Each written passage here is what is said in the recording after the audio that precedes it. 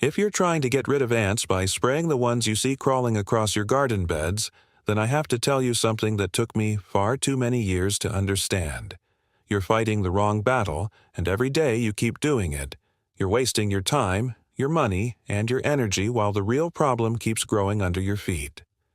I used to think that if I killed enough ants, they would eventually disappear. I bought sprays.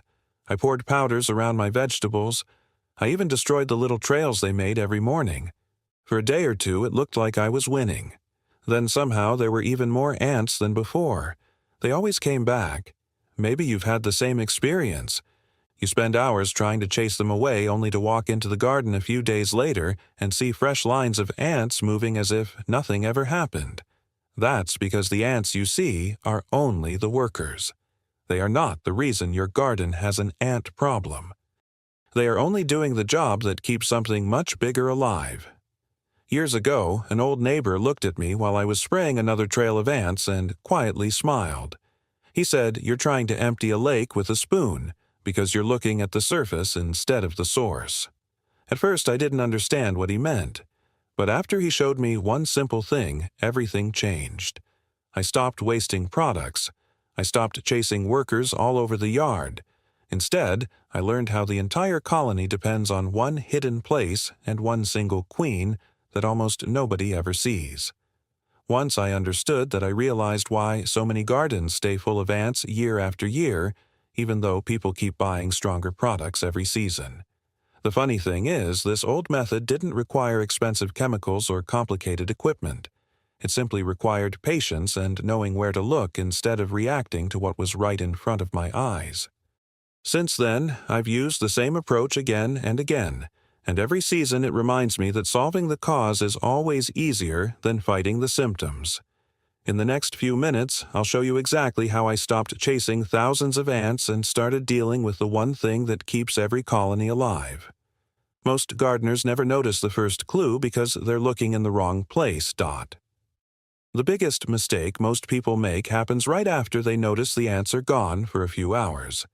They think the problem has been solved because the trails disappear for a little while. I used to believe that too until I realized I was only interrupting their workday. The colony itself was still alive and healthy. As long as the queen stayed safe underground, she simply produced more workers, and the whole cycle started again. That's why I stopped looking at the ants walking across the soil and started paying attention to their behavior instead. If you stand quietly in your garden for just 10 or 15 minutes, you begin to notice something interesting. Every line of ants has a purpose. Some are carrying tiny pieces of food. Others are moving empty-handed. They all seem busy, but almost all of them are traveling toward one hidden place. That is exactly what you want to discover. An old gardener showed me this many years ago and told me not to rush. He said the workers would gladly reveal the location of their own home if I simply watched them long enough. He was right. Instead of spraying them, I followed them. Sometimes the entrance was under a flat stone.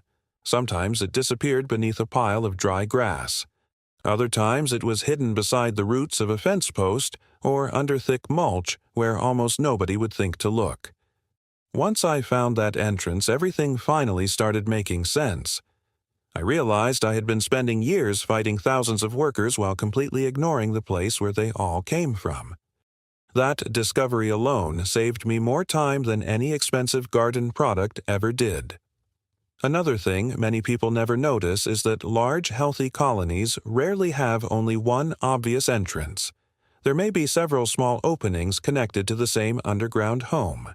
If you destroy only one opening, the ants simply begin using another one the next day, and it looks like nothing changed. That is why patience matters more than speed. I always spend one afternoon watching before I do anything else because every minute I spend observing saves me hours of useless work later. Once you know exactly where the colony is hiding, you can finally stop treating the symptoms and begin dealing with the real cause. But there is one mistake almost everyone makes at this point, and it often drives the queen even deeper underground instead of solving the problem. That next step is where the old method becomes completely different from what most gardeners have been taught. When I finally understood where the colony was hiding, I almost made the same mistake everyone else makes. I wanted to dig the nest out right away. It feels natural because you think if you destroy the tunnels, the ants will have nowhere to live. I tried that years ago, and all I managed to do was scatter the colony. Within a few days, there were fresh entrances in different parts of the garden, and somehow the problem became even harder to manage. That old neighbor smiled again and said something I have never forgotten. Never give the queen a reason to run before you've given the workers a reason to carry your solution home. That sentence changed everything for me. You see, the workers spend every day collecting food and taking it deep into the nest. They feed not only themselves, but also the larvae, and most importantly, the queen. That means if the workers willingly carry something back underground, the entire colony eventually depends on it. This is why old gardeners focused on the path of the food instead of the path of the ants. Very few people think this way anymore because most products promise instant results. We all like quick fixes, but nature usually works differently. I learned to let the workers do the hard work for me instead of chasing them around the garden. When I saw a steady trail, I never disturbed it. I simply placed a small bait where they were already traveling and walked away. The workers found it much faster than if I had tried to force them somewhere else. Over the next several hours, they carried tiny amounts back through the tunnels exactly as they always carried food. Nothing looked dramatic at first, and that is why many people give up too early. They expect piles of dead ants by the next morning. Instead, the colony often looks almost normal for a little while because the workers continue following their routine. The real change happens quietly below the surface where nobody can see it. That is why patience becomes one of the most powerful tools you can have. I stopped expecting instant victories and started looking for lasting ones. After several days, I noticed the trails becoming thinner. Fewer workers appeared in the morning. The busy movement around the entrances slowed down more and more. That was usually the first sign that something important was happening underground. But there is one detail that decides whether this method succeeds or fails completely, and most gardeners accidentally ruin it without even realizing they have done anything wrong. The mistake that ruins this whole method is simple, and I made it myself more than once. People become impatient. They see a long line of ants carrying the bait back to the nest, and after a few hours they decide to spray the trail or flood the entrance with water because they cannot stand watching the ants still moving. The moment you do that, you interrupt the very process that can solve the problem. Those workers are doing exactly what you want them to do. They are carrying food deep into the colony where you could never reach with a shovel or a spray bottle. I learned that the hardest part was not finding the nest. The hardest part was leaving it alone long enough for nature to work. Every time I resisted the urge to interfere, I ended up with far better results. Another thing that helped me was keeping the area around the nest as undisturbed as possible for several days. I stopped digging nearby. I avoided heavy watering in that spot, and I let the ants continue following their normal routine. Most people never do this because they believe action always means success. Sometimes the best action is simply not getting in the way. After a few days, the signs begin to change if you pay attention. The busy trails that once stretched across the garden become shorter. Some paths disappear completely. The entrances that looked active every morning begin to stay quiet for longer periods. You may still see a few workers here and there, but the constant flow is no longer there. That is usually when I know the colony is losing its strength instead of simply changing its route. An old gardener once told me that you should judge an ant colony after a week instead of after one afternoon. I have remembered those words every season because they have saved me from repeating the same mistake over and over again. The goal is not to win today's battle. The goal is to stop next month's invasion before it begins. Once you understand that idea, your entire approach to ants changes. You stop reacting with frustration every time you see a few workers because you know they are only a small part of a much larger story. But even after the colony weakens, there is one final habit that keeps many gardens free of large ant colonies year after year, and it has almost nothing to do with the ants themselves. The biggest surprise for me came after the colony was gone. I expected that once the ants disappeared, my work was finished, but I soon realized that another colony could move into the same area if I left everything exactly as it had been before. That was another lesson I learned from an older gardener who believed that prevention always costs less than another fight later. He never tried to make his garden perfect. He simply made it less attractive for large colonies to settle there. I slowly began doing the same thing. I stopped leaving piles of fallen fruit between the beds for days at a time. I cleaned up sweet spills after making jam outside. I picked up old boards that stayed damp all season because they created quiet, protected spaces that ants seem to enjoy. None of these jobs took very long and none of them cost a single dollar, but together they made a noticeable difference over time. I also paid more attention to moisture. Ants often choose places where the soil stays comfortable and undisturbed for long periods. When I watered the garden, I tried to water deeply where the vegetables actually needed it, instead of leaving unnecessary damp spots around empty corners. I wasn't trying to chase ants away with water. I was simply removing the conditions that made one location more attractive than another. Another habit that helped was checking my garden every few days instead of waiting until I saw hundreds of ants. A small trail is much easier to deal with than a well-established colony that has been growing for weeks. I would walk slowly through the beds with my morning coffee, looking at the ground as much as the plants. Those quiet walks often showed me small changes before they became large problems. Most people only notice ants when there are already too many of them. I found that a few minutes of observation saved me hours of work later in the season. The garden also became more peaceful because I stopped feeling like I was constantly fighting nature. Instead, I was learning how it worked. That simple change in thinking made gardening much more enjoyable. But before you think the job is completely finished, there is one final lesson that tied everything together for me. It wasn't really about ants at all. It was about the way small habits quietly shape the entire garden year after year. And once I understood that, I never looked at garden problems the same way again. After using this approach for several seasons, I noticed something that honestly mattered more to me than simply seeing fewer ants. My vegetables looked healthier because I had stopped turning every ant trail into a battlefield.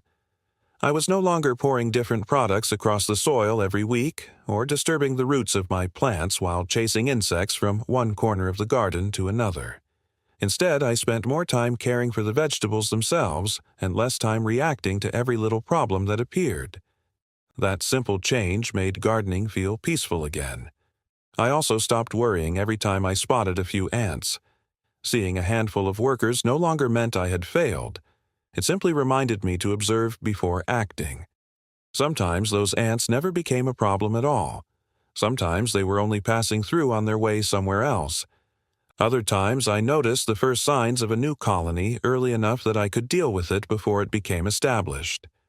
That is a much easier job than waiting until thousands of workers have spread across the garden. One thing I always tell friends is that there is no magic trick that keeps ants away forever. Gardens are living places. Insects come and go every season. The goal is not to create a lifeless yard with nothing moving across the soil. The goal is to prevent one colony from becoming so large that it begins protecting aphids, disturbing young plants, or creating nests exactly where you need healthy roots to grow. Once I accepted that idea, I became much more patient, and my results became much more consistent. I also found that repeating a few simple habits every spring saved far more work than trying to solve a major infestation in the middle of summer. A slow walk through the garden, a careful look at fresh ant trails, a little time spent watching instead of rushing. Those small routines cost nothing, yet they often prevented much bigger problems later. Looking back now, I almost laugh at how many years I spent chasing visible ants while the real source of the problem stayed untouched below the ground. If someone had shown me this method earlier, I would have saved myself countless hours and plenty of money. The best part is that none of it depends on expensive equipment or complicated techniques. It depends on understanding what the ants are actually doing and letting that knowledge guide every step you take. There is just one final thought I want to leave you with, because it changed the way I look at every challenge in the garden, not only ants. If there's one thing I hope you remember after watching this video, it isn't the name of a product or some clever trick. It's the simple idea that every problem in the garden has a cause hiding behind what we first notice. For years, I wasted time fighting the ants I could see, while the real reason they kept returning stayed safely hidden underground. Once I stopped reacting to the surface and started looking for the source, everything became easier. I spent less money. I used fewer products. I worried less and enjoyed my garden more. That is probably the greatest lesson gardening has given me over the years. Slow down before you act. Watch before you decide. Nature usually tells you exactly what is happening if you are willing to pay attention. The same habit has helped me with weeds, pests, watering, and even growing healthier vegetables. Every season teaches something new if we allow it to. I know many people feel frustrated when they see ants spreading through the garden, because I felt exactly the same way. But frustration usually pushes us toward quick solutions, while experience teaches us to look one step deeper. The next time you notice a line of ants crossing your garden, don't rush for the spray bottle. Spend a little time watching where they are going and ask yourself what is keeping that colony alive. That single question may save you hours of unnecessary work. I truly believe the old gardeners understood something we sometimes forget today. The simplest methods are often the ones that last the longest because they work with nature instead of constantly fighting against it. I still use that lesson every season, and it has never stopped being useful. I hope it helps you enjoy your own garden a little more and spend less time battling problems that seem impossible to solve. If this story reminded you of your own experience, or if you have discovered another simple method that has worked for you, I would love to hear about it in the comments because gardeners have always learned best from one another. And if you enjoy practical, old-fashioned gardening ideas like this, stay with me, because next time I want to show you another forgotten method that quietly solves a problem many gardeners keep fighting year after year without ever realizing how simple the answer can be.